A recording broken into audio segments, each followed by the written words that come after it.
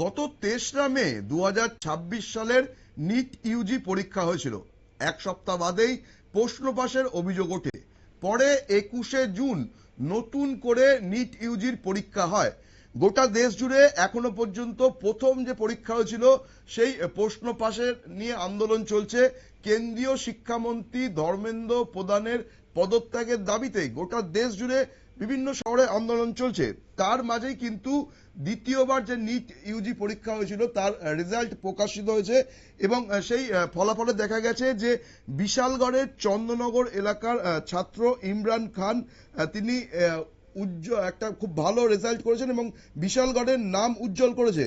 এই খবর পাওয়ার পরেই কিন্তু তার বাড়িতে পৌঁছে গেলেন বিশালগড়ের বিধায়ক সুশান্ত দেব এবং নিট ইউজি পরীক্ষায় উত্তীর্ণ ইমরান খানকে সম্বর্ধনা দিলেন। বিধায়কের কাছ থেকে এই সম্বর্ধনা পেয়ে আনন্দে আপ্লুত হয়ে পড়েন ইমরান। বিশালগড়ের বিভিন্ন এলাকায় বিশালগড়ের নাম উজ্জ্বল করে রাখার জন্য সে যে কাজ করবে ইমরান সেই কথাও তিনি জানিয়েছেন। এই সম্বর্ধনা জানিয়ে কি বললেন বিশালগড়ের বিধায়ক সুশান্ত দেব আমরা শুনে নেব তার বক্তব্য।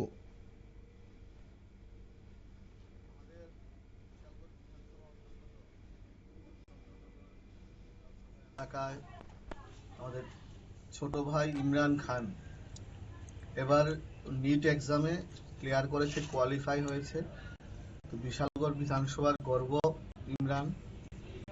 আমি এবং আমাদের এলাকার যারা নেতৃত্বরা আছে, কার্যকর্তারা আছে, জনপ্রতিনিধিরা আছে, ওনাদেরকে নিয়ে ইমরানের বাড়িতে আসি, ওকে শুভেচ্ছা জানাই এবং আগামীতে ইমরান বিশালগড়ের নাম উজ্জ্বল করবে, চন্দ্রনগরের নাম উজ্জ্বল করবে, আমাদের নাম, রাজ্যের নাম উজ্জ্বল করবে, দেশের নাম উজ্জ্বল করবে, একজন সুদক্ষ সুপরিচিত চিকিৎসক হবে সেই আশা প্রত্যাশা রাখি এবং ওর ব্রাইট ফিউচার কামনা করি এবং আগামী দিনে এরকম বিশালগড়ের যারা প্রতিভারা আছে বিগত দিনের মতো আগামী দিনেও পাশে থাকার চেষ্টা করব, এনকারেজ করার চেষ্টা করব, মোটিভেট করার চেষ্টা করব এবং সবাইকে সঙ্গে নিয়ে এই বিশালগড়কে শ্রেষ্ঠ বিশালগড় বানাবো।